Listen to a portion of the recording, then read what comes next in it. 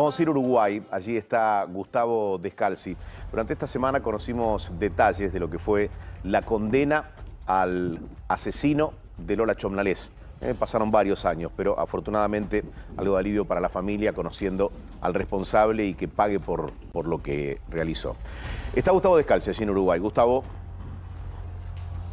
¿Cómo le va? Buenos días. Estoy acompañado del doctor Jorge Barrera. Hemos tenido una semana muy intensa a propósito de este fallo que condena a este degenerado por 27 años y medio en un fallo que yo voy a llamar que es ejemplificante e histórico en el Uruguay, sobre todo por todo lo que tuvo que batallar el estudio del doctor Barrera. Doctor, buenos días, gracias por recibirnos en su casa, las felicitaciones, y hay una familia y una comunidad que en este momento empieza a creer que las cosas se pueden hacer y de la justicia en algún momento les llega y a estos sinvergüenzas pueden ser condenados en este país.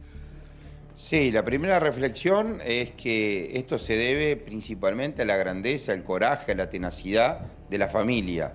Los padres de Lola venían una y otra vez, las veces que fueran necesarias, desde el primer momento, acompañando todo lo que ha sido un largo periplo, donde existían muchas desilusiones, frustraciones. Recuerdo que, bueno, con el doctor Juan Raúl Williman, que estuvimos codo a codo el primer momento, con mi socia la doctora Melgar, trabajando permanentemente en... había detenciones, testigos, decenas de imputados, cambios de fiscales, cambios de jueces. 6. Exactamente, y 5 fiscales, con lo cual a lo largo de todo ese periplo el ejemplo que han dado los padres de tenacidad, de búsqueda de soluciones alternativas, hasta que nos encontramos realmente con que en un momento existió la participación de una genia, como es la genetista Natalia Samberg, que realmente puso luz en el camino, hizo un trabajo de rigor técnico, científico muy importante. Cabe recordar que acá se tenía el ADN del agresor, pero que después de tanto tiempo nunca se había podido dar con el responsable o quien coincidiera con ese ADN. Así que Natalia Samberg creo que ha sido clave, ¿no? Eduardo, si le parece, si a usted le parece, podemos repasar ese instante en el cual la genetista logra, digamos, identificar, es así, doctor, el gen de la mamá del agresor sin saber quién era.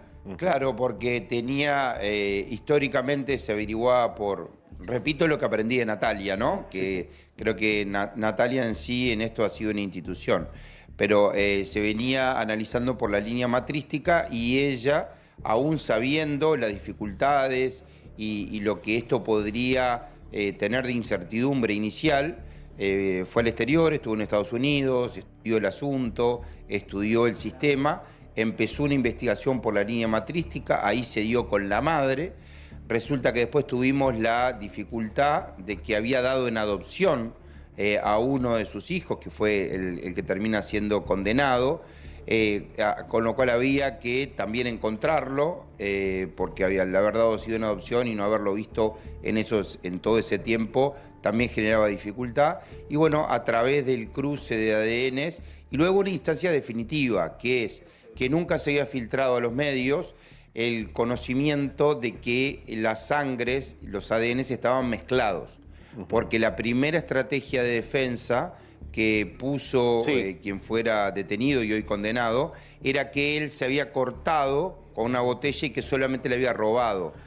O que cuando abrió la mochila, digamos, se terminó generando una herida y cayó una gota. Claro. Ahora, doctor, ¿cómo le va? Eduardo Bataglia, lo saludo, estoy con Víctor Barone. En la medida... Sí, no sé si me está escuchando, ¿qué doctor? tal a los dos? ¿Cómo le va? Eduardo Bataglia, Víctor Barone y el resto del equipo. Es una buena síntesis lo que nos ha brindado, pero me quedo pensando, y es inevitable hacerlo, seguramente le pasará a usted, que si no hubiera la familia con tanta energía, acompañado todo el proceso, quizás hoy no estamos anunciando lo que sí se conoció por parte de la justicia. Punto 1 y punto 2, para revisar, ¿no?, el tiempo que se ha perdido en el inicio de la investigación, un tiempo vital, porque esto quizás lo podíamos haber conocido antes. Digo, se podría haber condenado a esta misma persona habiéndole evitado sufrimiento a la familia también, ¿no? Las dos cosas son ciertas, son los grandes héroes de este sistema y de esta resolución, la familia.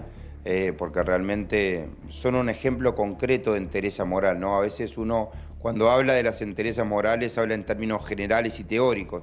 Este es un ejemplo concreto que uno puede decir la grandeza, la tesón y la entrega espiritual de los padres. Y la segunda, evidentemente, que por un lado decimos que hay una respuesta, el crimen no quedó impune, pero por el otro lado, la sensación, ese sabor amargo de que, estos resultados tendrían que haberse dado antes, porque Bien. como dijo la madre, Adriana y Diego hace pocas horas, recién ahora empieza el duelo. Entonces basta repasar sus declaraciones y la charla con ellos, es como haber tenido una agonía para comenzar un duelo de muchísimos años. Esto evidentemente no va a devolver la vida, Sí. pero mitiga el dolor evidentemente de haber llegado hasta esta instancia. Sí. Doctor Barrera, Víctor Barone, ¿cómo va?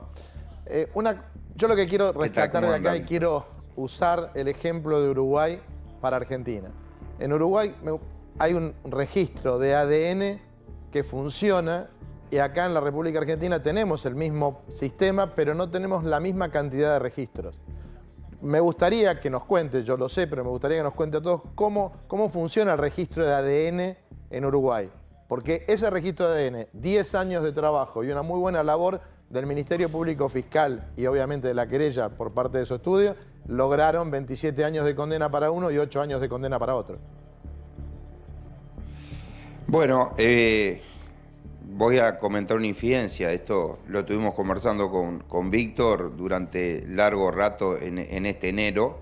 Y en términos generales hay dos aspectos. Uno, hay un registro desde el año 2014 en donde todas aquellas personas que han sido en el sistema anterior procesadas por cualquier delito, inclusive por una falta, por ejemplo, una conducción sin libreta de conducir, que genera acá una falta, se toma una muestra de ADN. Con esa muestra de ADN se incorpora en un registro. ¿Cómo? No, que acá hay una gran diferencia. Acá tiene que haber una sentencia firme para que puedan estar dentro del sistema. Y ustedes usan hasta una simple falta de tránsito para tomar el ADN y poder chequearlo contra todos los delitos, que hoy por hoy es casi básico. No, esto no se necesita ninguna sentencia de condena. Vuelvo a repetir, estamos hablando de lo que ustedes llaman contravención, que significa acá el delito de falta. Ya ahí, con la resolución judicial, hay una muestra de ADN. ¿Por qué? Porque cuanto antes se tenga la muestra de ADN, también antes se va a poder chequear si hay otras muestras de ADN que tienen que irse chequeando, macheando. Entonces acá desde el 2014, desde un primer momento y por cualquier contravención, no falta administrativa, pero sí contravención o procesamiento o ahora formalización, al tomarse la muestra de ADN, temporalmente, en este caso se hizo durante todos los viernes, se iba chequeando esa información. ¿Por qué no pasó acá? Porque el antecedente que tenía esta persona era anterior a diciembre del 2014, que es lo que a ustedes les puede pasar si extienden demasiado el tiempo de la muestra de ADN. Claro. Entonces, como desde el 2014 hasta acá no había cometido otro delito, entonces no estaba ese resultado. Sí. Así que doctor, esa es la conclusión. La última, uno se pregunta qué está pasando en Uruguay, si hay un crecimiento de casos delictivos o casos violentos o femicidios particularmente, porque conocimos en los últimos días la situación vivida por Bárbara, una joven a la que fue asesinada mientras iba a estudiar, y sabemos que el responsable de ese asesinato, de ese femicidio, fue recibido con insultos en la cárcel y lo tuvieron que trasladar. Si nos puede dar su mirada sobre el crecimiento de casos en Uruguay, si es que es así, si los números así lo indican. Bueno, sí, hay un crecimiento, no está en el estándar que uno quisiera, pero en términos generales, con respecto a lo que ha sido la situación pre-2020, ha bajado. Es decir, que no está en el estándar que uno quisiera, es un tema de que el Uruguay como país debe combatir, pero no veo que haya un crecimiento comparado con los últimos 20 años. O sea, todos quisiéramos un registro cero de femicidios, pero ha descendido después de la pandemia, digamos.